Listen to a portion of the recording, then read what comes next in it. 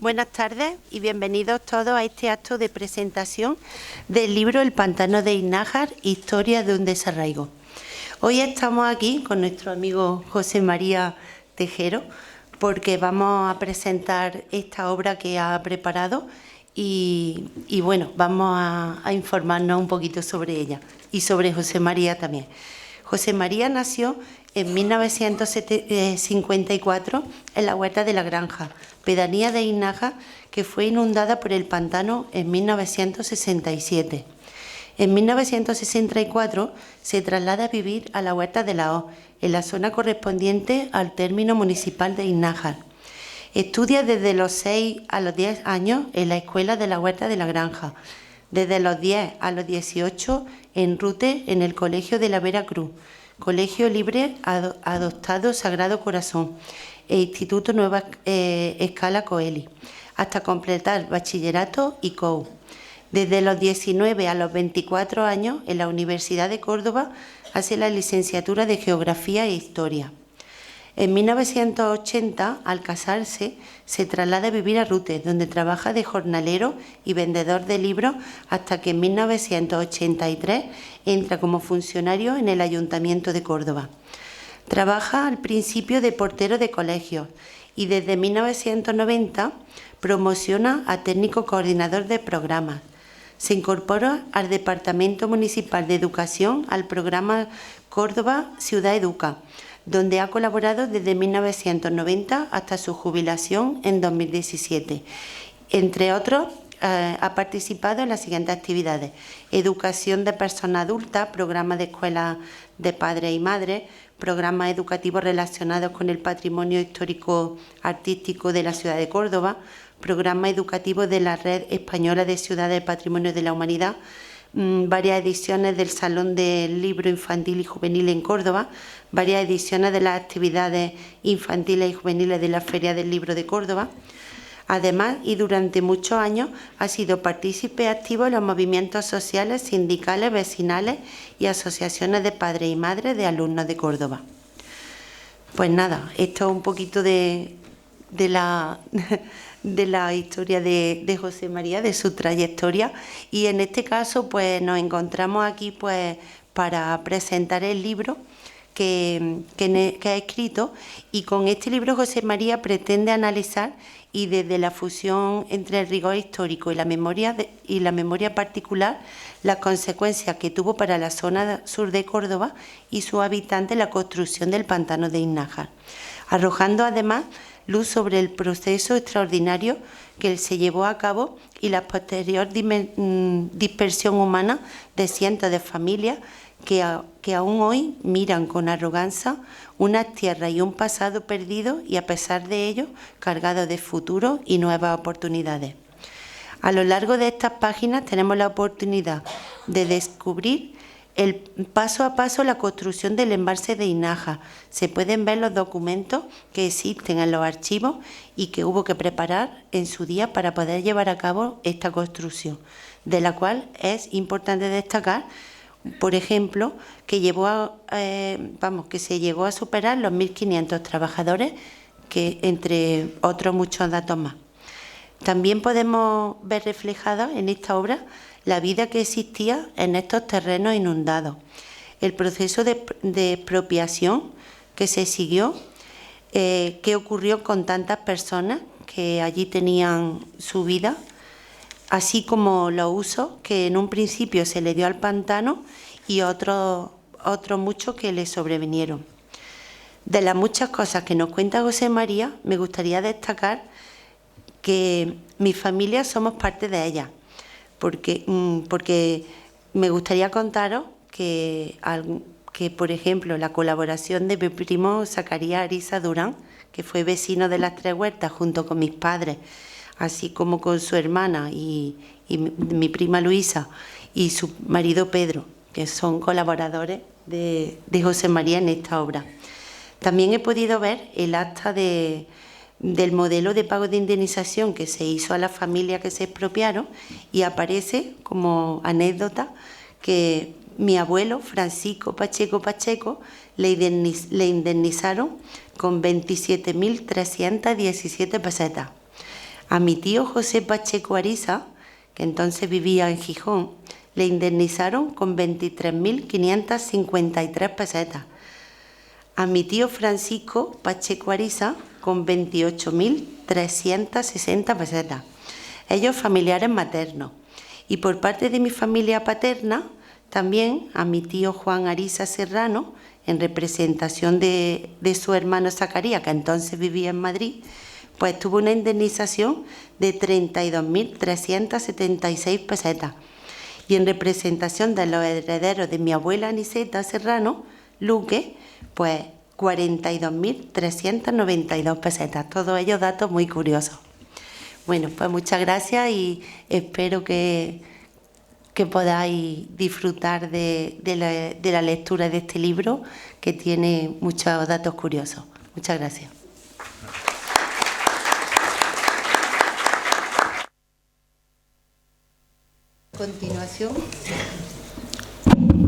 A continuación va a tomar la palabra aquí don Pedro Roldán Molina, pintor, autor de la portada de este libro y en cuyo honor se dio nombre a este centro cultural destinado al arte y a la cultura. Nació en Rute, provincia de Córdoba, el 27 de octubre de 1954. Desde muy joven realizó sus primeros estudios de dibujo, obteniendo diferentes premios de pintura y otras técnicas en la localidad y también uno nacional a los 8 años de edad. Continuó sus estudios en Barcelona, donde ha realizado toda su carrera, rodeado de modernistas y muy cerca de impresionistas, pero fundamentalmente al lado de grandes creadores que coparon estas tierras en la última década del siglo pasado. Dicen que hace magia con los colores y que los cuadros son extraídos de un sueño, que sus pinceladas salpican todo el ambiente inundando todo de color, con las poesías pintadas que vive en un mundo diferente y que ve las cosas diferentes. Hoy reside en Granada y en este momento está aquí con nosotros, que nos está acompañando, como digo, porque ha sido el autor de la portada del libro. Y nada, Pedro, tienes la palabra. Muy bien. Pues ante todo, buenas noches y os doy las gracias por asistir, porque es un momento que yo considero muy importante. No en vano, hombre, son una aportación importantísima a nuestra propia historia, que eso es lo que importa. Bueno, yo cuando José María me propuso colaborar, por supuesto no lo dudé ni un segundo, porque al fin y al cabo yo siento que es nuestra forma de vivir, forma parte de nuestra vida, ¿no? Y claro, aquello supuso un momento muy, muy, muy importante, porque, por ejemplo, mi calle, muchos lo sabrán, se llenó de gente nueva, niños que jugaban en griterío, juegos continuos, venían unos de Motril, de Madrid, Demetrio, Encarna, Lola, Gabriel, y traían sus valores, su cultura diferente, y tuvimos la parte buena de las cosas, ¿no? Que es que nos aportamos ese tipo de valores y ese tipo de formas nuevas, de culturas nuevas, y nos potenciamos mutuamente unos a otros. Y esto, pues, ¿qué quiere decir? Bueno, pues fue engrandecernos nosotros mismos siendo niños. Parece una tontería, pero no lo es. Al mismo tiempo también, pues, vivimos en aquel momento, pues, las noticias que venían. Los padres de estos niños de los que hablo eran trabajadores del pantano. De vez en cuando venían las malas noticias del accidente, de la muerte, y ellos llegaban con las caras súper tristes, ¿no? Claro, sabíamos, como niños, sabíamos que algo había ocurrido, pero no sabíamos muy bien ponerlo en el valor real de las cosas, ¿no? Ahora nos estamos dando cuenta. Yo, en aquellos años, como artista, como creador, vivía fantasías, ¿no? Porque me quedaba observando la quietud del agua, ¿no? El movimiento el vaivén continuo, ¿no? Armónico de las luces en el agua, en el pantano, ¿no? Sabía que había un mundo dentro de ese agua, ¿no? Pero que, bueno, un niño difícilmente podía entrar en ese mundo. Era todo imaginación, ilusión y cosas de estas, ¿no? Yo digo que no nos olvidemos. No nos olvidemos. No nos olvidemos porque en realidad somos por lo que fuimos. Y esto es un testimonio importantísimo. Hablo del libro de José María. Es importantísimo porque para no olvidar. Esto es algo que teníamos que tener presente siempre, ¿no? Por eso yo no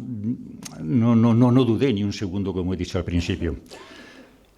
Por otro lado, yo aporto lo que me corresponde. Lo que me corresponde es como creador, en la parte que me corresponde como artista. Por un lado, cada uno hacemos lo que podemos, ¿no? Y todos debemos de aportar lo que podemos y también lo que sabemos. Por eso yo aquí quiero darle la enhorabuena a José María y sobre todo por un excelente trabajo y que me siento muy orgulloso, lo digo delante de todos, de que me haya pedido colaborar. Solo eso. Muy bien, José María. El aplauso es para ti, ¿eh? Muchas gracias, Pedro, por tus palabras. A continuación le vamos a dar la palabra a José María, que es el anfitrión de esta tarde. Gracias a Dolores Ortega Pacheco, concejala de Cultura del excelentísimo Ayuntamiento de Rute, por sus palabras y por la organización de este acto de presentación del libro El pantano de Innaja, historia de un desarraigo. Esta obra ha sido impresa por la Diputación Provincial y editada por el Ayuntamiento de Innaja. Amigo Pedro, gracias también por tus palabras y sobre todo por tu magnífica portada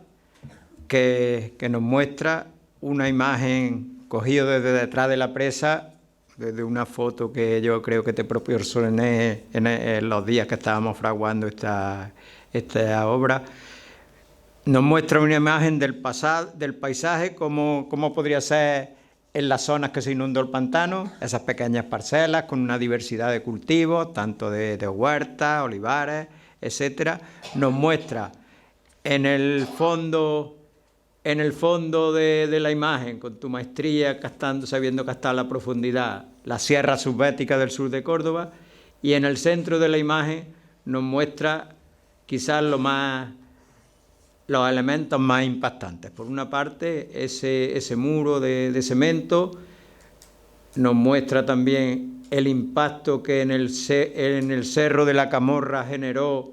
la extracción continua de piedra para el cemento que se utilizó en la construcción del pantano. Incluso esa extracción duró muchos años más porque sirvió para otros pantanos, en concreto,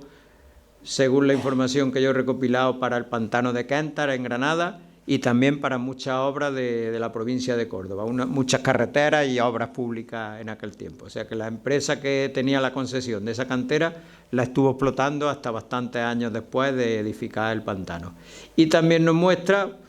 la visión de esa franja, esa orilla del pantano, en ese perímetro, esa franja amarillenta, que nos da idea de la sequía que ha sufrido, que desgraciadamente pues el pantano, salvo contadas ocasiones, que lo veremos luego en alguna diapositiva más, en alguna imagen más, pues casi nunca ha estado lleno, sino que siempre ha estado con bastante escasez de agua.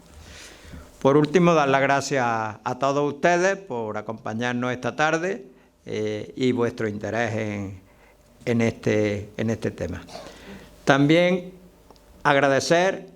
que en las ilustraciones, no solo en la portada, sino en algunas ilustraciones del interior del libro, ha participado también un hermano de Pedro, Alfonso Roldán, que también nos acompaña esta tarde. También le agradezco su participación en este acto. Buenas noches, ciudadanos, que aprovecho la ocasión y saludo a mis paisanos, que serán todos como yo, refugiados del pantano. Cantando esta quintilla se presentó José Gómez Ruiz, el Cávila o el Cavililla, como lo llamábamos, un poeta innajeño al que el pantano le expropió una huerta cercana a Innaja y tuvo que refugiarse o recalar o irse a Maribañez, un poblado de colonización en los Palacios en Sevilla. Esta presentación fue en una velada de poetas que se celebró el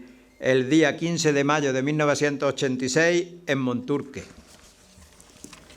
José recordaba, casi 20 años después de haberse trasladado a Maribañez, como he dicho, cómo vivieron él y sus paisanos que se habían instalado en Huertas Bajas de Monturque y Cabra, que también había un núcleo que emigró allí. Recordaban los hechos comparables en buena medida a los conflictos que asolan actualmente muchas zonas del mundo y donde se produce población refugiada. En enero de 2022 celebramos un encuentro familiar, precisamente también allí en Huertas Bajas, en la casa familiar de mi hermana y mi cuñado, ya fallecido desgraciadamente. Pues celebramos un encuentro con su hijo, y en concreto fue una matanza, y al ver sus libros, sus enseñanzas compartidas con su hijo, tomé la determinación de escribir esta obra. Inicié desde ese momento una etapa de investigación con primeros testigos de los hechos, como Diego Ortiz Pacheco en Inaja, Patro Ariza y Carmen Molina en Rute, y Rafael Lentisco, que fue un perito topógrafo de la Confederación, que todavía a sus 80 y tantos años vive en Granada y que también me dio bastante información. Estos primeros testigos me han dado paso y contactos con nuevas personas que a lo largo del texto han prestado su testimonio. Ya algunos, Loli ha comentado algunos, y otros más que aunque no lo pueda comentar en esta presentación por falta de tiempo, pero que a lo largo de la lectura veréis cómo nos van desgranando un montón de vivencias que tuvieron del pantano de Inaja. A la vez voy trabajando en algunos textos publicados sobre el tema, o bien directamente o que toquen el tema de alguna manera, y en primer lugar contacto con el libro de Rafael Morales Gami, junto al Genil y la Mezquita, que se editó en Rute en 1996. Diego Ortiz Pacheco tiene también varios libros que tocan también el tema, y por último un mapa y un libro llamado El exilio del agua, y un mapa que recoge prácticamente todas las personas que vivían en los años 50, unos años antes de empezar la construcción del pantano, en la Huerta de la Granja. Este libro es de Rosario Sarmiento y está editado en Madrid. También he recopilado,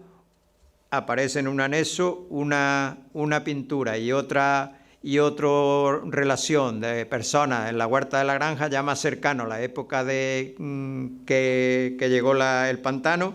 de Dolores García. Ella ya no nos puede acompañar, pero ha hecho una labor también de aportar su opinión y su testimonio para esta obra. También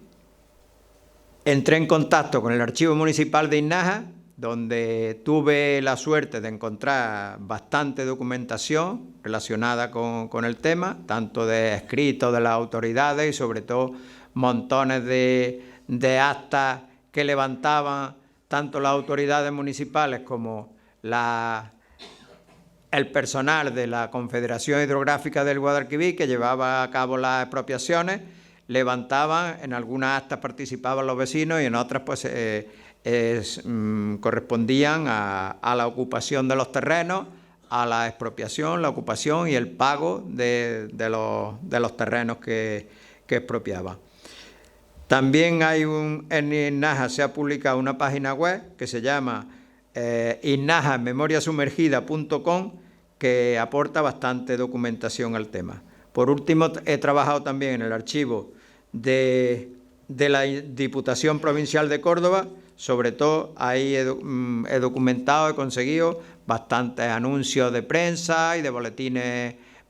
oficiales de la época, que hacían pues distintos anuncios de publicación de relaciones de afectados, etcétera. Y con toda esta documentación, pues consideré que ya tenía suficiente,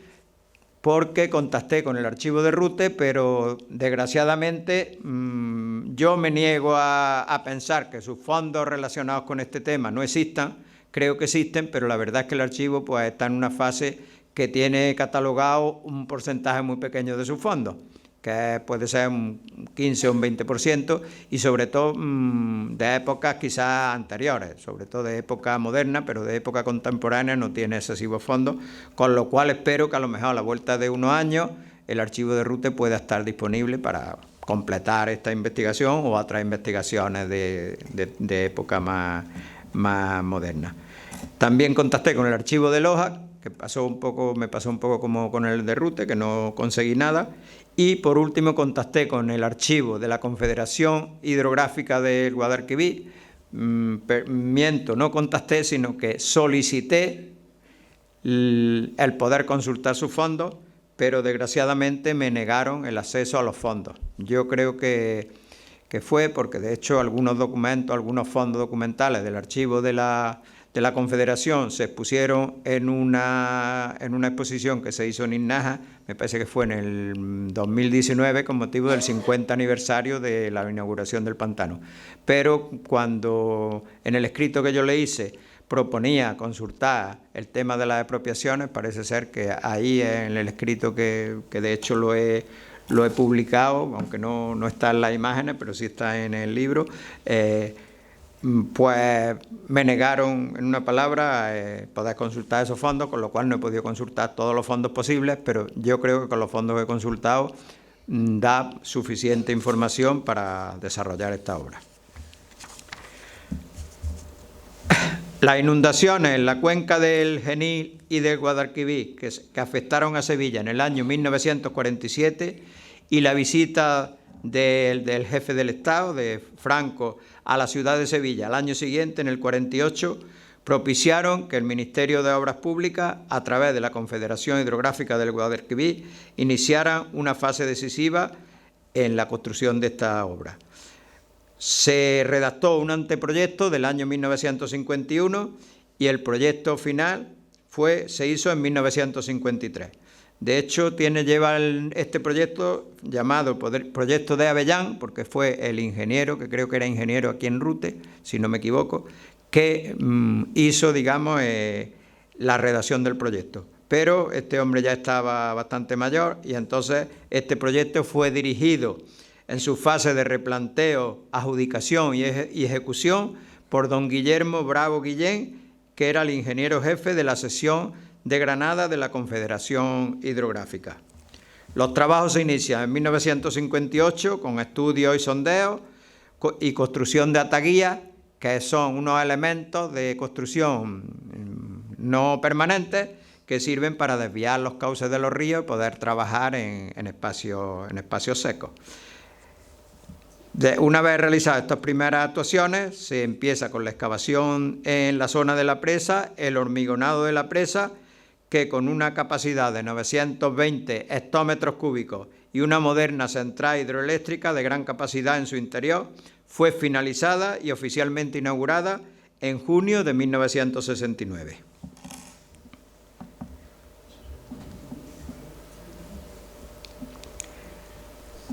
Además de la presa se construyen carreteras de acceso para la obra.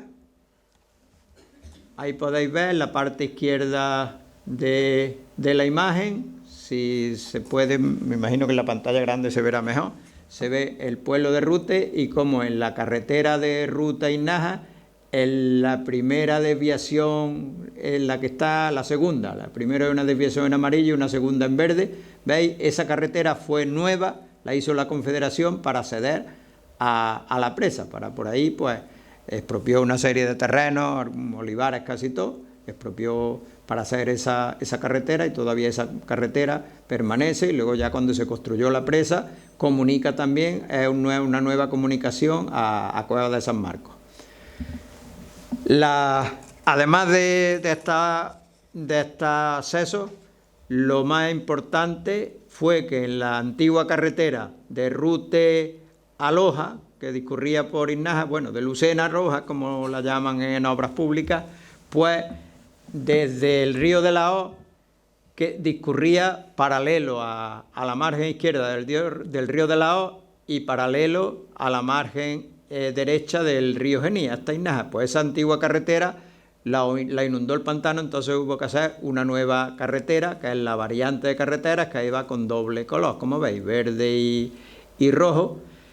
Entonces esta variante sobre todo tuvo algunos problemas en los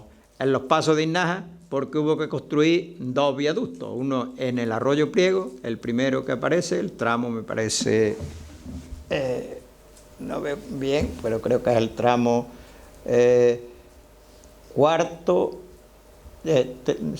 segundo y tercero, son los tramos en que se hicieron dos viaductos en Innaja, uno sobre el arroyo de Priego, como digo, y otro sobre el río Genil. Incluso hubo un tercer puente, que era el que antes el puente Hierro, que se llamaba, que se inundaba, y el que tenía una comunicación directa y cercana con Loja, que fue proyectado un poquito más arriba, donde estaba el puente de Hierro antiguamente, en la zona de los Farfanes, que se llama, pero ese puente desgraciadamente no se llegó a construir. O sea que Innaja se perdió en cierta medida la comunicación directa con Loja, porque la comunicación que se buscaba con esa variante de carretera ya llegó hasta, veis, en los tramos séptimo y octavo, llega a comunicar con la estación de Salinas, porque la previsión de las autoridades en aquel momento ya entendían que había que hacer una comunicación con carreteras de carácter nacional, y sobre todo ya preveían la comunicación con la Costa del Sol y el turismo de malagueño de la Costa del Sol, que ya empezaba a despuntar en ese momento. Hubo durante la construcción del pantano, es verdad, es cierto que hubo bastante trabajo en todos los pueblos cercanos, tanto en Cuevas de San Marcos, en Rute, Innaja y en las aldeas de la Huerta de la O de la Huerta de la Granja y del Remolino. También hubo mucho trabajo indirecto en los servicios que se prestaba, como traslado de trabajadores a las obras, traslado de escolares desde el poblado que se construyó en el pantano a las escuelas y a los colegios de Rute, trabajo de restauración, trabajo de hospedería, de hospedaje y demás, pues para atender tanto a mucho personal como los ingenieros, capataces y todo el personal técnico vinieron de fuera, y a ellos y a su familia pues hubo trabajo también para atenderlos en aquellos años de la construcción. Es cierto que muchos trabajadores de la zona, de Rute y de Innaja, pues aunque entraban a trabajar como peones, pero luego poco a poco se fueron especializando, y algunos hasta se fueron con las empresas constructoras, se fueron cuando acabó la construcción a otros pantanos, a otras obras que tenían por todo el país. A otros incluso, pues el caso que lo cito en el libro de Francisco Baena, siguió trabajando durante muchos años en el laboratorio que producía el cemento en la obra de explotación de la cantera de cemento.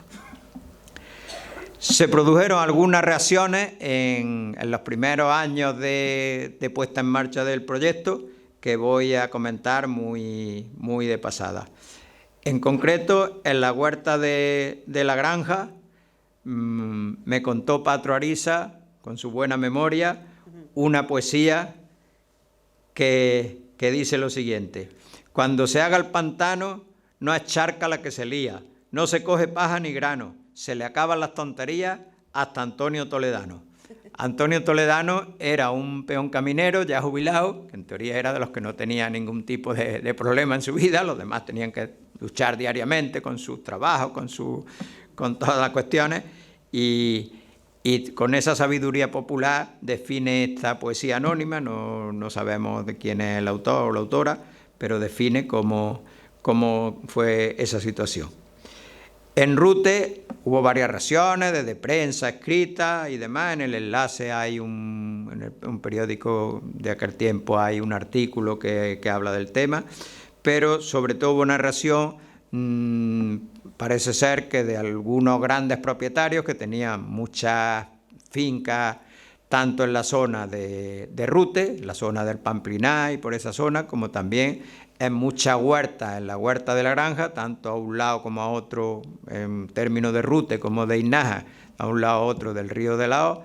incluso en la zona del Membrillá y otras zonas de Inaja. Había muchos propietarios de Rute que eran dueños de las grandes fincas de ahí. Y entonces, pues, parece ser que hubo un intento de una reunión con el jefe del Estado y aprovecharon una audiencia normal que tenía un propietario de Rute, que a la vez era don Diego Ecija Villén, que a la vez era teniente coronel jefe del Patrimonio Nacional. Parece que este hombre, pues, le planteó al jefe del Estado, al caudillo, le planteó la necesidad de que se paralizara la obra del pantano. Pero claro, el compromiso con Sevilla, que habían adquirido en el 1948, pues era superior. Y entonces pues no se llegó a conseguir esa paralización. Entonces parece ser que desde ese momento, por una parte, aunque eso no está documentado en ningún escrito, pero por testimonio, parece ser que en un momento que incluso se había hablado, cuando ya el pantano definitivamente se decidió ubicarlo en la Camorra, pues, y en el Cerro Palmero y la Camorra, los dos cerros que están de Cueva y Rute, pues se habló de pantano de Rute, llamarlo pantano de Rute, pero quizás por el resultado infructuoso de esta entrevista, pues se empezó a llamar desde ese momento pantano de Inaja y ya fue inamovible lo del nombre. Entonces, la verdad es que los propietarios de Rute desde ese momento se plantearon pues conseguir buenas indemnizaciones, la mejor indemnización posible, incluso buscaron con esas expropiaciones reinversiones en nuevas iniciativas, tanto en la industria local como incluso pues hubo quien con el dinero que obtuvo en la finca de la Huerta de la Granja, que en la vivienda de la huerta, que era su finca de vacaciones en verano, pues reinvirtieron lo mejor en apartamentos y en zonas inmobiliarias y demás, incluso en la concesión de automóviles en los pueblos cercanos, Lucena, Montilla, incluso en Córdoba, está documentado que propietarios de Rute de esa época pues invirtieron en esos negocios y en muchos casos apoyados por el dinero de las expropiaciones del pantano.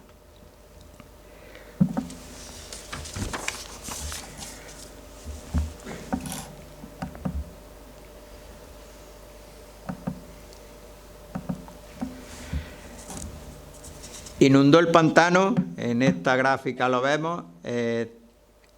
300 hectáreas en Algarinejo, Granada, 450 en Loja, en Inaja 1.700, en Rute 500 y en Cueva de San Marcos 200, un total de 3.150. Como se ve, Inaja es el pueblo con más hectáreas inundadas y Rute el segundo. Salvo en los cerros no cultivados, apenas cultivados de la Camorra y el Palmero, que es donde se asienta la presa,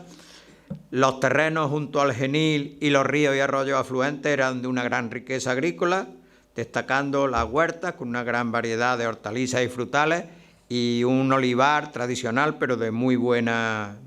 calidad. A la vez, las tierras, aquellos terrenos, tenían una extensa producción ganadera, tanto de ganado para la labor. En aquel tiempo el ganado para la labor era fundamental en la agricultura, para el transporte, para el estiércol también, para abonar las tierras y para el consumo humano. Una de las actividades de aprovechamiento del ganado era la matanza familiar, que todavía ya se ha perdido, pero que hasta muy recientemente se ha estado celebrando, y entonces se celebraba con los cerdos que se compraban todos los años en la feria, pues se celebraba la matanza y se disponía de un aporte alimenticio importante que duraba casi todo el año. Entonces os voy a contar también una poesía que también me la comentó Patro Ariza, de una poetisa de la Huerta de la Granja, Leoncia se llamaba esta mujer, que tenía una situación económica no muy boyante y entonces tenían un cochino para matarlo, pero claro, había que declarar en Rute, tenían que declarar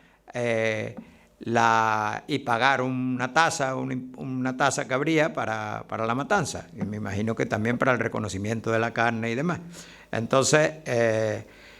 parece ser que hicieron la matanza por la noche, pero un vecino se dio cuenta y lo denunció. Y entonces la poesía dice lo siguiente: Alejandro es un buen vecino, pero a veces equivoca. Todavía gruñía el cochino y ya sabía Antonio Aroca que en mi casa había tocino. Antonio Aroca parece ser que era el que controlaba el pago de esas tasas en Rute. Se habían consolidado en toda la zona, en todas estas aldeas que hemos dicho, unas zonas con una bastante población, sobre todo en las que hemos dicho de la Huerta de la Granja, el Remolino, dos anexos cercanos a Inaja, que eran los extramuros, administrativamente eran extramuros de la Barca y extramuros de la Fuente, y luego otras zonas más pequeñas o con menos población consolidada en las zonas de la Rata, el Pampliná, incluso algunas zonas ya por encima de Inaja, como puede ser el arroyo de la Saucedilla y la boquilla del río Pesquera y el arroyo del Cerezo en la otra margen de Inaja. En resumen, una población bastante consolidada que abarcó en el momento de acabar con todas las expropiaciones, afectó a más de 2.000 personas, unas 450 familias, que en la media de la proporción que había de personas por familia en aquel tiempo, pues suponían más de 2.000 personas. Común a todas estas aldeas y zonas de población más consolidada, más otros que eran zonas de población dispersa, eran las actividades comerciales en bares, tiendas, almacenes, peluquerías, la industria en molinos de harina, aceite, electricidad, fábricas de tejas, ladrillos, canteras de yeso, en fin, que la riqueza era importante. Es destacable también la actividad educativa en las escuelas de la Granja y el Remolino, la religiosa en la ermita del Pampliná y en la iglesia del pueblo, donde se asistía a determinadas funciones religiosas, aunque también en la ermita se hacían algunas actividades y fundamentalmente la fiesta anual que se hacía en septiembre, de la ermita en el Pampliná, que luego se trasladó, según testimonio de un libro de Manuel García Iturriaga, que se llama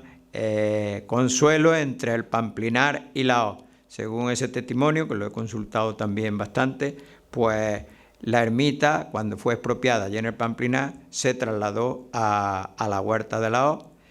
y todavía sigue manteniendo sus fiestas y sigue manteniendo la hermandad que en torno a esa ermita. También era muy importante la actividad cultural, social y festiva, destacando pues las veladas de poetas. Ya me he referido varias veces a los poetas, a algunas coplas de los poetas, que primero se solían hacer en casas particulares y más tarde se hacían en bares, en ventas, incluso en la Huerta era muy conocido las veladas de poetas, los encuentros de poetas en el estanco de Cantarillas, era como le decíamos el apodo al estanquero de allí. Las expropiaciones se inician por la Confederación Hidrográfica del Guadalquivir, primero en las zonas de la presa y los terrenos cercanos, los terrenos para los accesos que hemos dicho de carretera, y luego ya se van generalizando al resto de terrenos. Para los terrenos agrícolas y sobre todo para las viviendas se constituyó un equipo expropiatorio que venía encabezado por un ingeniero de montes de la Confederación Hidrográfica de Granada, un topógrafo y varios ayudantes. Contó también con la colaboración primero de las autoridades municipales, tanto en Inaja como es de suponer que en Rute también, aunque no tengo documentos del archivo, pero También sé que se levantaron este tipo de actas de colaboración, se levantaron también en Rute. A la vez incluso colaboraban a la hora de valorar y de valorar los precios de las expropiaciones, pues colaboraron incluso algunos corredores tanto de Rute como Inaja para, digamos, hacer un precio lo más razonable posible. El marco legal de las expropiaciones fue la Ley de Expropiación Forzosa de 1954, un decreto que la desarrolla de 1957, y que esta ley contempla como marco normal de expropiación el acuerdo amistoso o convenio entre las dos partes, el expropiante y el expropiado, y contempla también el caso excepcional de la declaración de urgencia, que es un caso muy excepcional porque acorta los plazos y le da unas prerrogativas especiales a la Administración a la hora de llevar a cabo la expropiación. En este caso, pues se aprobó por acuerdo en Consejo de Ministros el acuerdo de la expropiación de urgencia por el Consejo de Ministros de 1965. La aplicación fue traumática para muchos afectados, a pesar de que el proceso fue revestido de una legalidad y una participación de las distintas partes afectadas. El proceso administrativo yo lo resumo en varios actos, que podemos citarlos así de pasada: publicación de relación de afectados, intentos de convenio, aplicación de declaración de urgencia, levantamiento de actas previas de ocupación por cada bien expropiado. Hay, pues en Inaja nada más, hay 470 o 480 actas porque era casa por casa o vivienda o terreno por terreno, describiendo cómo era el bien expropiado. Se le daba audiencia al interesado para que dijera si era, por ejemplo, una zona de cultivo, el número de plantas que tenía, las labores que había realizado, en fin, que realmente fue un proceso muy riguroso y muy minucioso y lento de llevar a cabo. Y por último, el elemento principal de la expropiación fue las actas últimas que se levantaban, que era el acta de expropiación, pago y ocupación real del bien ya por la Administración, que se levantaban tanto para las expropiaciones, que era el pago a los propietarios, como para las indemnizaciones, que era el pago a los arrendatarios, porque muchísimas de las tierras no le pagaban por una parte al propietario lo que le correspondía. Como Loli ha leído el acta de su familia, que es un acta que está publicada en los anexos, que es en concreto de las Tres Huertas. Allí vivía yo también el tiempo que estuve viviendo en la zona del pantano, y allí aparecen todos los arrendatarios, y también aparecen en otras actas los propietarios. En total he confeccionado esta tabla, es bastante compleja. Si os fijáis, tiene 3 páginas, que son las 81 actas que hay en el Ayuntamiento de Inaja, que aparecen pues todos los datos de las expropiaciones, ordenados por fecha, número de expediente, el procedimiento si era ordinario de urgencia, la pieza, si había convenio, la relación de convenios que había, y el objeto, que era el elemento, el tipo y objeto, porque hubo tipos de actas, desde variante de carretera, como hemos dicho, ampliación, y luego los objetos, pues normalmente era el pago del bien de la expropiación o bien de la indemnización.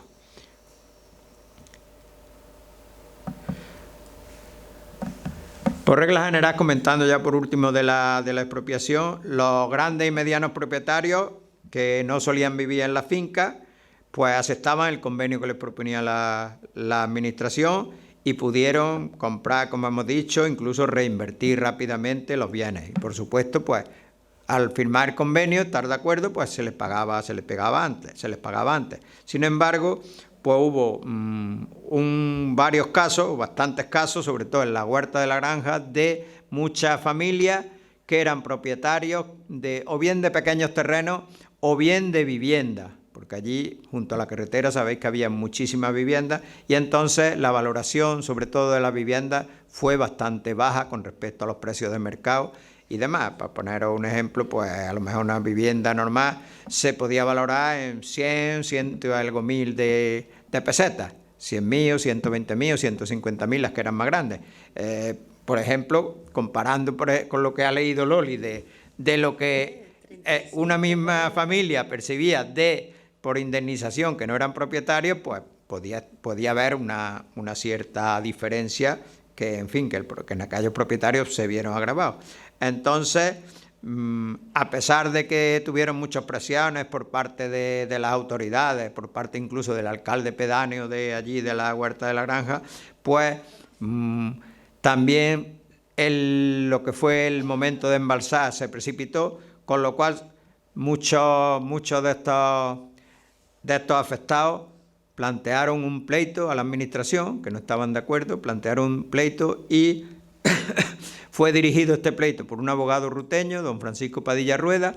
que lo dirigió, suponemos, porque por la vía, aunque no tengo documentación real, pero por distintos testimonios, incluso de Bernabé Padilla, de su hijo, suponiendo que fue por la vía contenciosa administrativa, llegó hasta el Tribunal Supremo y hubo una sentencia favorable a los afectados del Tribunal Supremo.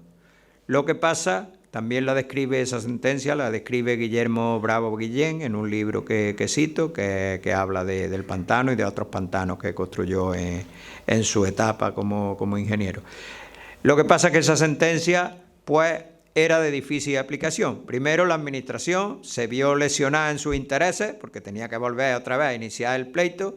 y lo que hicieron fue un informe al Consejo de Ministros en el que decían que se lesionaba sus intereses. Y luego la realidad de los hechos es que esa sentencia parece ser que llegó ya casi a principios de los años 70, con lo cual, como hemos visto, Loli ya ha comentado, como cuando le pagaban y demás, pues la mayoría de los afectados estaba ya por todo el país, se había tenido que trasladar, con lo cual pues se quedó en la mesa del Consejo de Ministros, se quedó los informes, pero no llegó a ejecutarse la sentencia.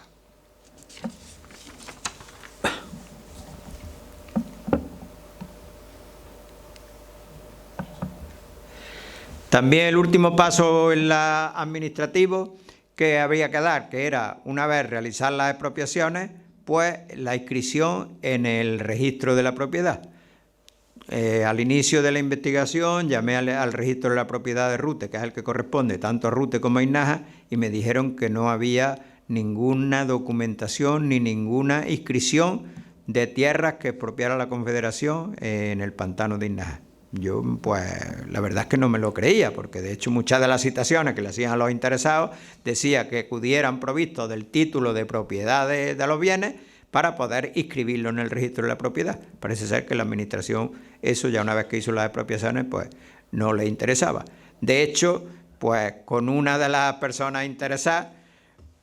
que tampoco se creía que esto fuera realidad, digo, pues mira, tú puedes hacer la prueba, ve y pide una nota simple de registro en el registro de la propiedad de Rute. Y en la nota simple que obtuvo aparecía un bien que fue expropiado, creo que fue expropiado y pagado en 1971, aparecían todavía en el año 2022, en julio del 2022, yo tengo una copia de esa nota simple de registro, lo que pasa es que por cuestiones de confidencialidad no podemos decir ni de quién es, ni nada más, estaba todavía la tierra aquella a nombre de sus padres, ya muertos hace muchos años. O sea que no se llevó a cabo ese paso administrativo que tiene que hacerse cuando se hace en nuestro país cualquier operación de venta o de traspaso de propiedad. Por la cuestión de no extenderme mucho, traía anotado algunas expropiaciones singulares, les llamo yo, porque afectaron o bien a una sola persona o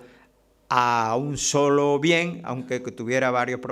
propietarios. Entonces la cito muy de pasada, que fue una expropiación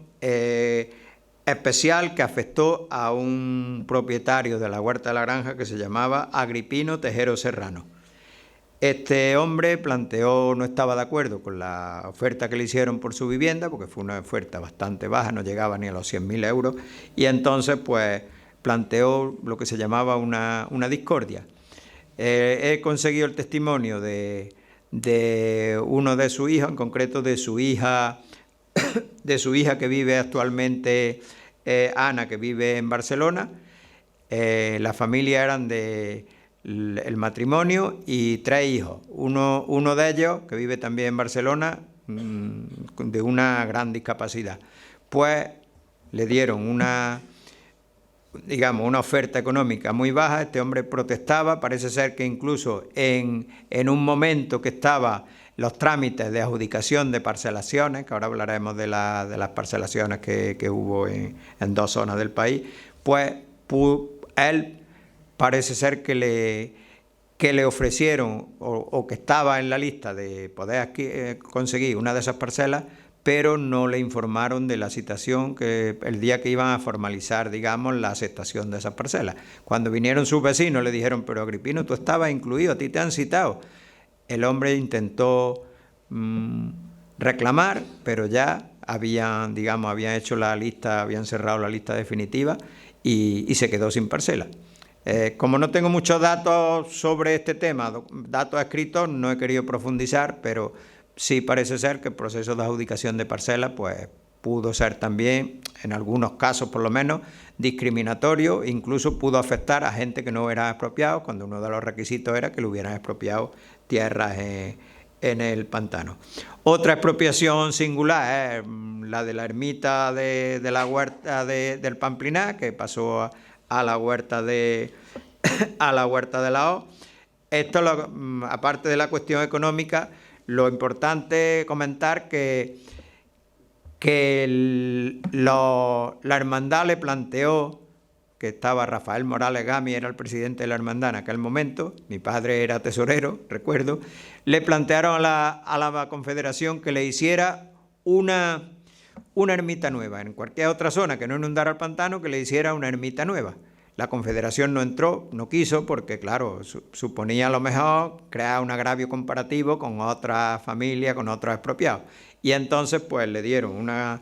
un montante económico, me parece que eran 118.000 euros, le dieron además, eso sí consiguieron, que le dieran aprovechar todos los bienes, como la pila bautismal, las tejas de la obra, y también le dieron 9.000 kilos de cemento, para poder construir la nueva, que construyeron la nueva, incluso le sobró algún hormigón. Todo esto en el citado libro de García Iturriaga, de Manuel García Iturriaga, está muy documentado. Yo lo he documentado, pero lo he citado muy rápidamente. Por último, otra expropiación que fue singular, que también aparecía en la palabra discordia en el acta de la expropiación, fue a un propietario de Rute, Rafael Ariza Pérez, que planteó una discordia porque no estaba de acuerdo con la oferta económica que le hicieron en un primer momento. Sin embargo, pues este hombre tenía una gran experiencia como empresario agrícola y de otro tipo, pues recurrió a múltiples maneras de defenderse, aportó fotografías de sus olivos que se los valoraban a la baja, aportó de una granja avícola que tenía y una huerta, aportó, incluso se presentó en Madrid en el ministerio, hizo escritos en la prensa y parece ser que este hombre consiguió una mejora en la indemnización. Ahí he contado con el testimonio de una nieta de él, Pepi Ariza, que me dice eso, que su abuelo pues consiguió una mejor indemnización de lo que le ofrecía en un principio. Tuvo suerte, fue afortunado, supo defender mejor que otros, porque los otros no consiguieron mejoras en la indemnización.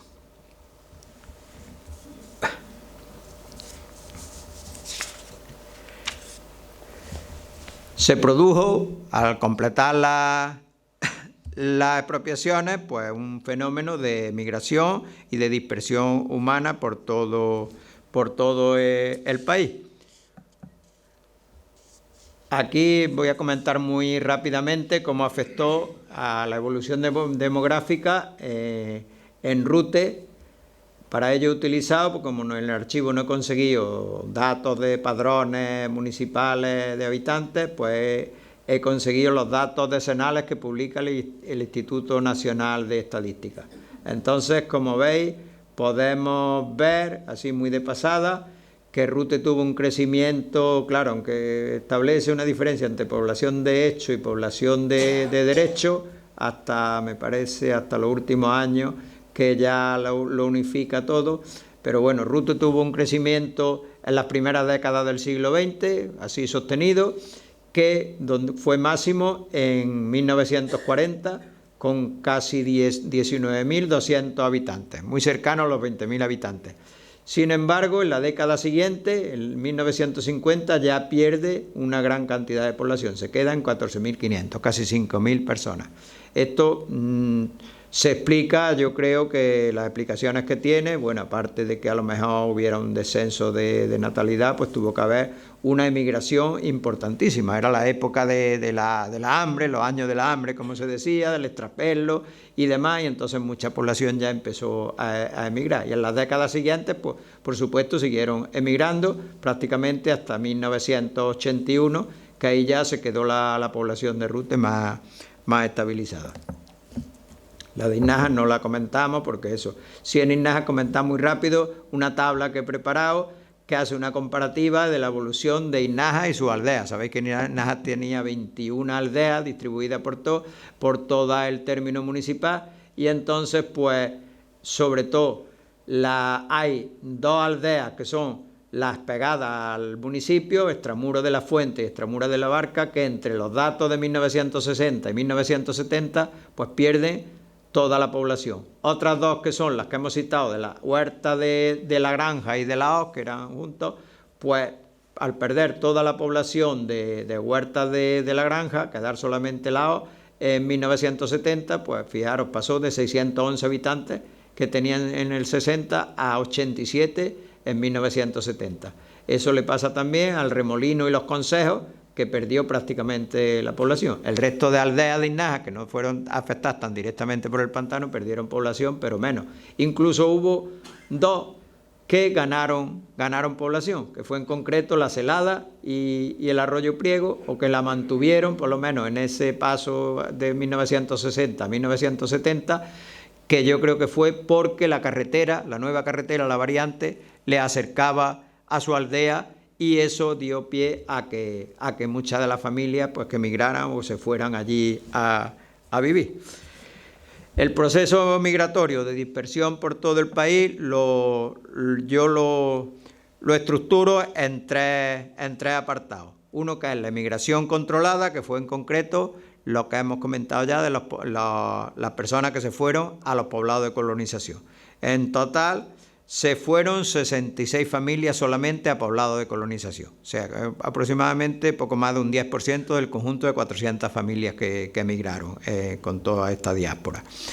En concreto se fueron 36 familias a la zona de Benbesa, 15 a Céspedes, 11 a Mesa de Guadalhora y 10 a Benbesa del Caudillo. Estos se fueron, digamos, una migración controlada a través del Instituto Nacional de Estadística, de colonización, el Instituto Nacional de Colonización, le facilitaron un terreno de 10 fanegas de tierra de regadío y una vivienda, valorado todo en 750.000 pesetas, que pagaban en 25 años. La mayoría, según los testimonios que he conseguido, me dicen que llegaron a pagarlo antes y se hicieron dueños, cogieron las escrituras ya definitivas antes. Lo que sí, aunque mantuvieron su modo de vida agrícola, pero sí es verdad que los primeros años les obligaron a cultivar algodón exclusivamente, porque en aquel momento, digamos, el desarrollo del país, pues, estaba enfocado a producción agrícola de algodón, que luego se transformaba en la industria catalana, y luego los emigrantes andaluces, pues, también se iban a trabajar en esa industria catalana. El segundo núcleo de familias fueron 23 que se trasladaron al poblado de Maribáñez, en Los Palacios, en Sevilla. Estos reciben 10 hectáreas de regadío, una casa de 600 metros cuadrados, que estaba valorada en 1.200.000 pesetas, a pagar también en 25 años. Y también con el hándicap de que los primeros años tuvieron que que sembrar algodón casi exclusivamente. Luego ya han diversificado productos, tanto en unos poblados como en otros. En la zona de Hornachuelos, de Bembesa,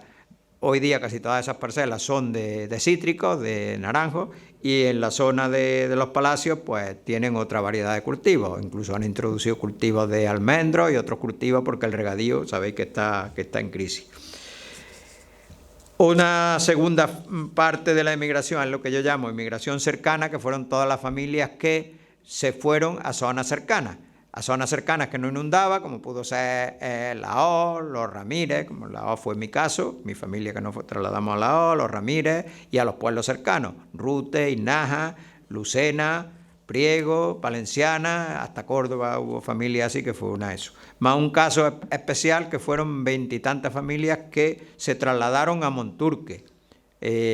Vivían en Monturque, en Cabra, y casi todos compraron una huerta en las huertas bajas de Cabra. Estas familias mantuvieron su modo de vida, dedicada a la huerta y al olivar. Incluso en algún caso puntual pues siguieron trayendo sus productos que traían desde la huerta de la granja, traían con los mulos y los caballos, traían la carga diaria durante todo el verano, pues lo siguieron trayendo ya con furgonetas desde allí hasta el mercado de abastos de Rute. Por último, el tercer foco de emigración es lo que yo he llamado la emigración lejana, que afectó pues a más de 120 familias que se van sin ningún tipo de control, como se iba casi toda la emigración, sin ningún tipo de contrato. Ahora, cuando hablamos de la emigración, siempre ponemos el hándicap, es que si te vas con contrato, pues aquellas familias se distribuyeron por todo el país sin control y sin contrato de ningún tipo, iban pues atraídas por otras familias que le decían, pues aquí hay trabajo, aquí te puedes venir, y se fueron pues sobre todo a Cataluña, a Madrid, a Baleares, y un núcleo curioso, especial, que afectó casi una treintena de familias, se fueron a Gijón, atraídos quizás por una primera familia que emigró, me parece que fue a principios de los años 40, que trabajó en las minas en Gijón, y atraídos por esta familia, otros familiares se fueron yendo progresivamente, y del pantano más de 20 familias se fueron allí a Gijón. Cuento pues una anécdota que tuvieron uno de estas familias, la de Francisco Ariza, que tuvieron en el viaje, que lo cuenta su hija, que de hecho el domingo pasado que presentamos el libro en Inaja, vino desde Gijón y, en fin, se emocionó mucho al poder adquirir un libro y poder contar y poder convivir con sus familiares de aquí, de la zona, que le quedaban muchos familiares por aquí.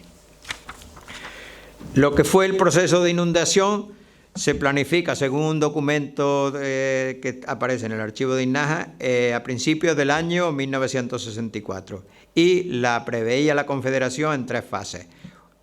Uno que era el embalse inicial, el primer embalse parcial y por último el embalse definitivo, que según ese documento acabaría en septiembre de 1970.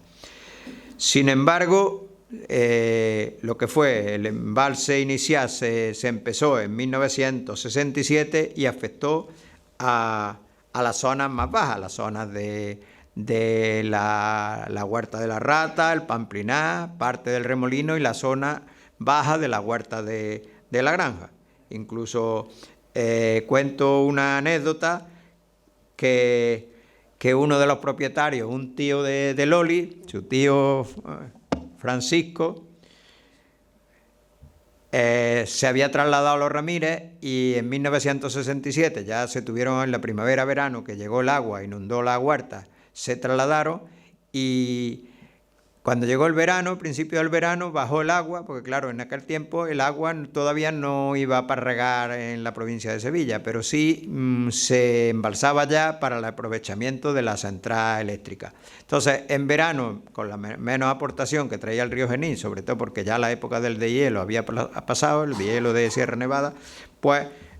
sembraron la huerta de maíz. En concreto, esta anécdota me la ha contado Patro también, Patro Ariza, y ella estuvo trabajando, pintando, que se llamaba, era sembrando el maíz, detrás de 2 yuntas que tuvieron varios días sembrando en unas condiciones, porque había mucha humedad, la tierra estaba cuarteada en la superficie, y se crió un maíz bastante bueno, de mucha calidad. La pena fue que, aunque los que estuvieron trabajando cobraron su jornada, pero Paco no pudo coger la cosecha, porque claro, ahí no, él se arriesgó a hacerlo, se arriesgó sobre todo como no había cobrado la indemnización que le correspondía por haber sido arrendatario de aquella tierra, pues a finales del verano, sin haber granado todavía el maíz, sin poder todavía recolectarlo, pues volvió a subir el agua y le inundó la cosecha, con lo cual pues perdió todo el trabajo y todo lo que había invertido en aquel trabajo. En invierno-primavera de 1968 ya llegó el agua a casi todas las zonas inundables. La inundación fue ya generalizada, ya estábamos en una fase de embalse definitivo, y donde creó más problemas, bueno, creó muchos problemas en esta zona de la granja, porque muchos vecinos pues tuvieron que salir, digamos, pitando. Decían que el agua por la noche estaba llegando a la puerta de la casa y por la mañana siguiente pues ya llegaba a la mitad de la casa. Tuvieron que salir algunos incluso por la parte trasera, por las puertas que había para los pajares y demás, y como no habían cobrado la indemnización, pues todavía la mayoría de las familias, ni la expropiación, la mayoría de las familias aguantaron allí con la idea de que les pagaran rápido, pero la verdad es que el pago de la mayoría se produjo en 1971 y la inundación se produjo en 1968. Y en Inaja fue ya especialmente penoso porque quedó aislado por carretera el pueblo totalmente. Inundó el puente de Hierro, inundó el puente del Molinillo, que está en la entrada de Inaja, en el arroyo de Priego, y los viaductos no se habían construido todavía. Entonces, pues, fue totalmente... Eso es un histórico de la inundación, una gráfica histórica de todo el agua embalsada durante todos los años, aparece desde 1968, que es el embalse definitivo, hasta el 2024. Como veis, tiene muchos altibajos, esas curvas, pero curiosamente lleno completamente, pues ha estado bastante pocas veces. Bueno, pues como digo, para esa inundación que se produjo, esta es la foto, ¿veis?, del puente del Molinillo, y desde ahí... ¿Veis? El puente, la foto es muy curiosa porque es del 7 del 5 del 69. Es de un mes aproximadamente antes de la inauguración del pantano. Pues ahí podemos ver inundado el puente del Molinillo, el agua abajo, aunque por ahí, todavía ya había estado inundado más, incluso había estado cubierto el puente entero, y la foto del viaducto Fernández, el primer viaducto que hay entrando en Inaja, todavía en obra. Con lo cual, fijaros cómo eso tuvo que suponer. De hecho, en plena recolección de esa campaña de recolección de la aceituna, pues tuvieron que traer barcas de la Confederación y del Ejército de Sevilla, barcas para transportar las mercancías, para transportar viajeros, para transportar las personas,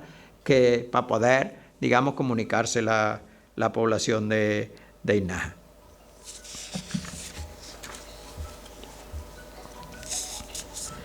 La inauguración se llevó a cabo el 3 de junio de 1969. Ahí, aunque se ve irregular, este documento lo he conseguido de los actos inaugurales que se desarrollaron ese día. Igual que la inundación, como digo, fue adelantada, parece ser que a los planes que había previstos, debido quizás a la enfermedad de Franco. Tenía ya una enfermedad avanzada de Parkinson, y el interés que tenía la dictadura en presentar públicamente esta obra, que suponía, digamos, la puesta de largo de su política nacional de grandes obras hidráulicas. Desde la presa de Inaja, Franco inauguró simbólicamente 16 presas más repartidas por todo el país. Se ponía en riego 60.000 hectáreas nuevas de regadío en Sevilla y hasta 105.200 con todas las presas inauguradas en el conjunto de España. Son invitados multitud de autoridades de carácter militar, civil y religioso, por supuesto los alcaldes de Rute e Inaja, muchos de los trabajadores y demás. De hecho, el alcalde de Inaja pues, fue uno de los invitados que habló como en calidad de vecino el día de la inauguración. Y las crónicas de esta inauguración son recogidas por todos los medios de difusión, por la radio, por la televisión, el nodo y toda la prensa escrita de carácter local, provincial, andaluz y nacional.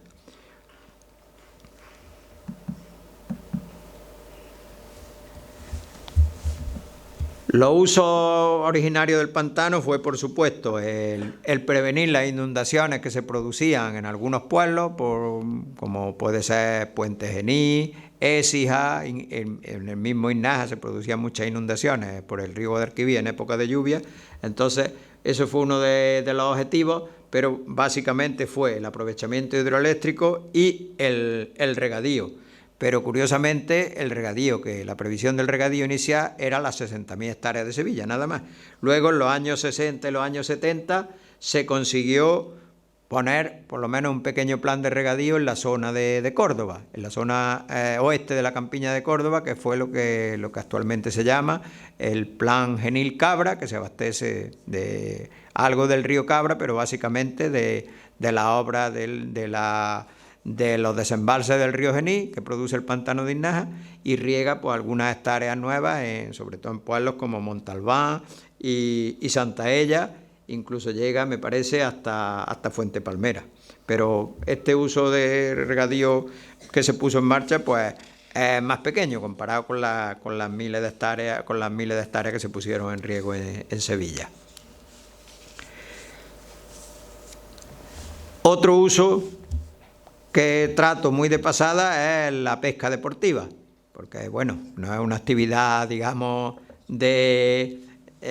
obtención de ganancia económica, pero bueno, por lo menos muchos pescadores de Rute, de Inaja y de la comarca, pues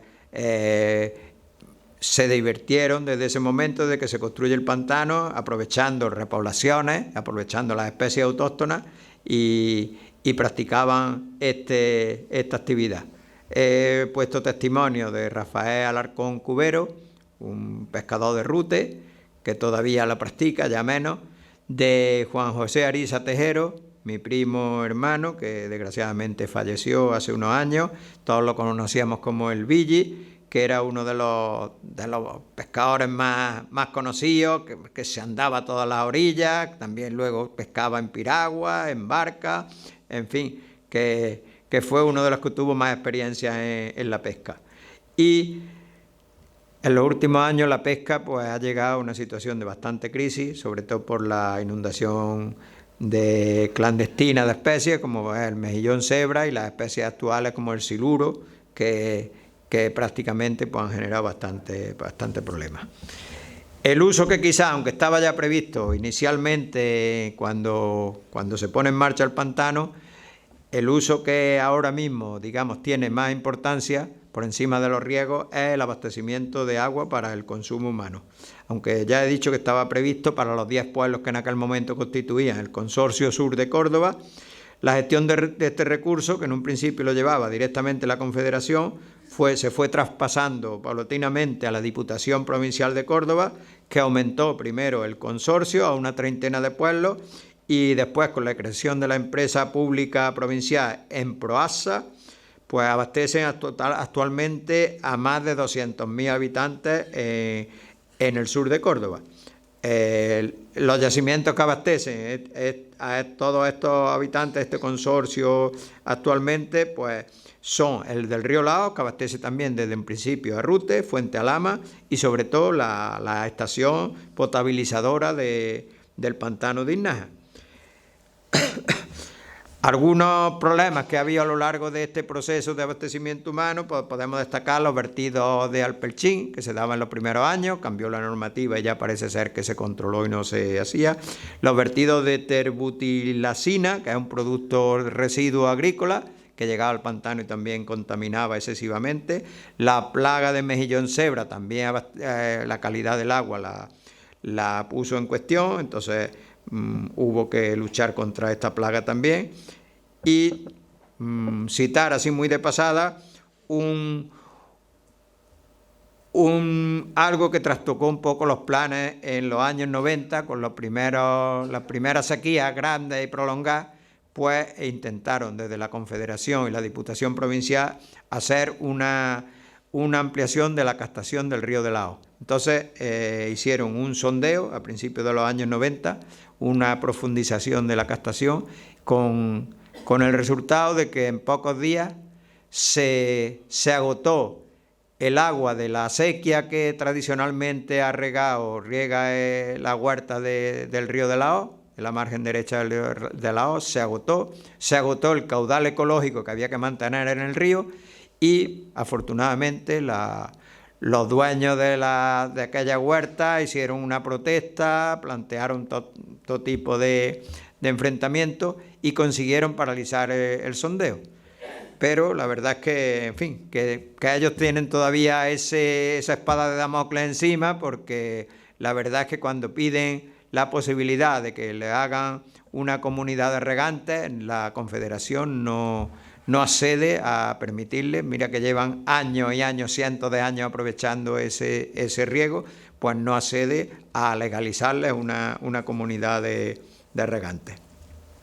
Destacar rápidamente el uso de que fue los aprovechamientos, sobre todo de la venta de madera de nogal. En casi todas las viviendas en el campo había nogales y entonces la Confederación los vendió en particular. También vendía las tejas de la vivienda y sobre todo algunos materiales de los molinos, de los distintos molinos que había por la zona. Para ello he contado con el testimonio de Zacarías García Granado, tiene ya 90 y tantos años, Pifi como le llamamos, que fue el que con un camión que tenía y un equipo de trabajadores, pues sacó casi toda la maquinaria de los molinos de la zona del río Genil y del río de la Hoz y logró venderla a particulares, bien como maquinaria aprovechable y demás, o bien incluso para chatarra. También la Confederación empezó desde que acabó el embalse a llevar el aprovechamiento de los arrendamientos de fincas agrícolas, aprovechamiento de pastos y también incluso el aprovechamiento de los terrenos cinegéticos para la caza. De hecho, la Sociedad de Cazadores de Rute mantiene arrendadas ahora mismo 200 hectáreas de terreno que van desde el inicio del río de la Hoz, desde el cortijo de Pedrolina aproximadamente, pues hasta la presa. Entonces mantiene arrendada en todos los márgenes del pantano 200 hectáreas de terreno, incluido allí en la zona de la fábrica del cemento, la zona detrás, que tiene una zona para entrenamiento de los perros. El último uso que yo destaco es el uso del turismo, que también estaba previsto desde el principio. Diversas noticias paso sobre ese tema, desde temas de repoblaciones de truchas, turismo y arqueología de Juan Bernier en el pantano, promoción turística deportiva en el pantano de Innaja, que ha tenido, pues, por la sequía y por los apoyos económicos al turismo, pues ha tenido distintos desarrollos. En Innaja sí es verdad que ha tenido bastante más desarrollo, en Rute pues ha tenido quizás menos desarrollo, pero de todas formas ha habido sus zonas de camping, de establecimientos de restauración, e incluso hubo una iniciativa de particulares que se hicieron una vivienda, unos chalés, allí en la zona cercana al embarcadero y cercana al poblado del pantano. Sin embargo, bien por falta de apoyo, por infraestructura de acceso y demás, y por la bajada del agua que se les quedaba tan lejos de la vivienda, pues la verdad es que en los últimos años en Rute, el turismo relacionado directamente con el pantano parece que se ha olvidado un poco y tiene menos actividad. Quizá también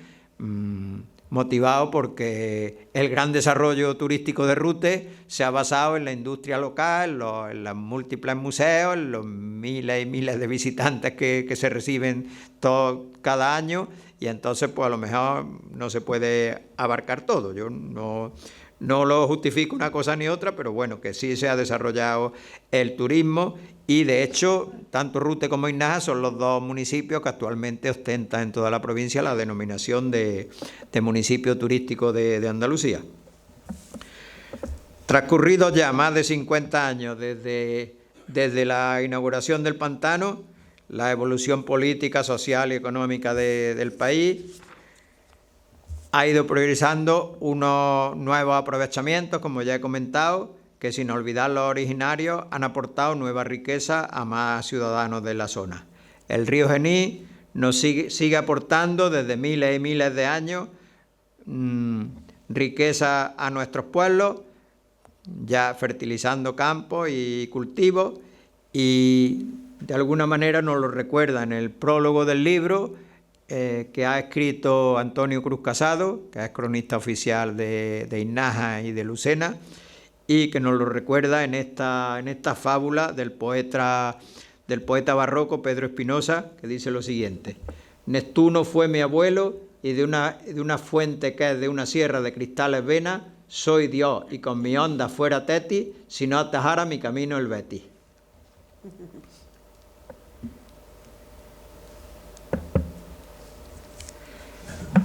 Espero que la lectura de estas páginas les aporte algunas respuestas a los muchos interrogantes que muchas personas se han hecho desde el inicio de la construcción del pantano y que todavía nos seguimos haciendo. Como por ejemplo, ¿por qué se hizo esta obra tan grande, esta gigantesca obra, con esas dimensiones y características, si solo se ha visto llena pues en muy contadas ocasiones? Por último, ya para terminar, comentarles que este contenido que he esbozado hoy sucintamente constituye, en mi opinión, un fundamento de esta obra que podemos resumir en una cita de la escritora Irene Vallejo, de su libro El infinito en un junco, publicado recientemente, y que dice lo siguiente: el dolor que atraviesa la historia no se puede reparar, los vacíos son imposibles de llenar, pero la tarea de documentarse y testificar nunca será en vano. El incesante olvido engullirá todo, a no ser que lo pongamos el esfuerzo anegado de registrar lo que fue. Las generaciones futuras tienen derecho a reclamarnos el relato del pasado. Muchas gracias.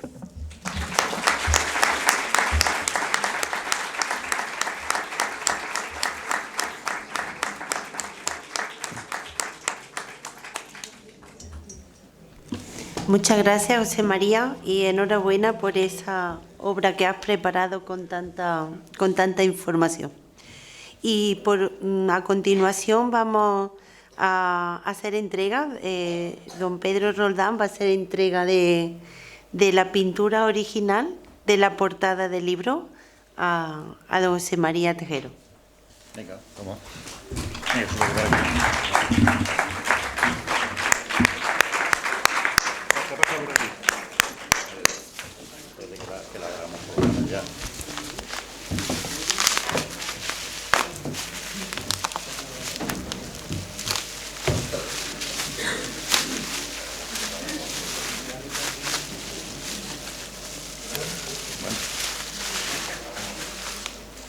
Bueno.